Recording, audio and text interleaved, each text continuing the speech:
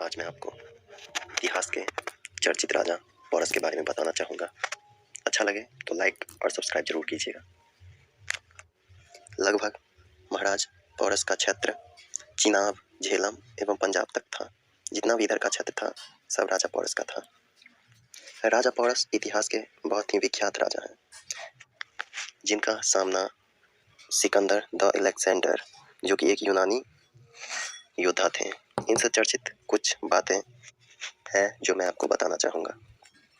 जब Alexander the great यानी सिकंदर भारत आ रहे थे, तब वह झेलम के रास्ते से आ रहे थे एवं वो जब झेलम की नदी पार कर रहे थे तो फिर उन्होंने, जिनमें मदद तक्षशिला के महाराज आम्भी ने की थी, एवं महाराज पोरस को स्वयं और अपने हस्त सेना पर पूर्ण विश्वास था, जिसके कारण उन्होंने अलेक्जेंडर द ग्रेट को झेलम नदी पार करते हुए नहीं रोका। एवं जब सिकंदर झेलम नदी पार किए, जिसके पश्चात नदी में बाढ़ आ गई और सिकंदर वहीं फंस गया।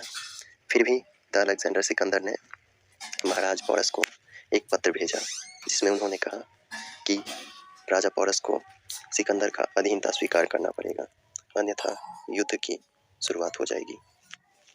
तो महाराज पोरस ने युद्ध का प्रस्ताव स्वीकार कर और अपनी सेना को तैयार कर लिया।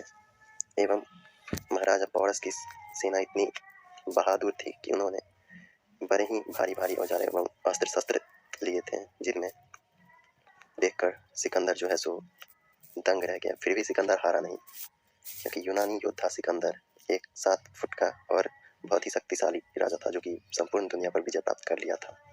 एवं अब वह राजा पोरस के सामने खड़ा था। दोनों में युद्ध चल रही थी, जहाँ पर सिकंदर की सेना हार गई और सिकंदर गिर गया। महाराजा पोरस तलवार सिकंदर के कंधे पर रख दिए और महाराजा पोरस ने कहा कि मैं आपको नहीं मार सकता, क्योंकि आप निहत्थे हो। और सिकंदर का घमंड यहाँ पे टूट गया और वो वापस यूनान लौट गया।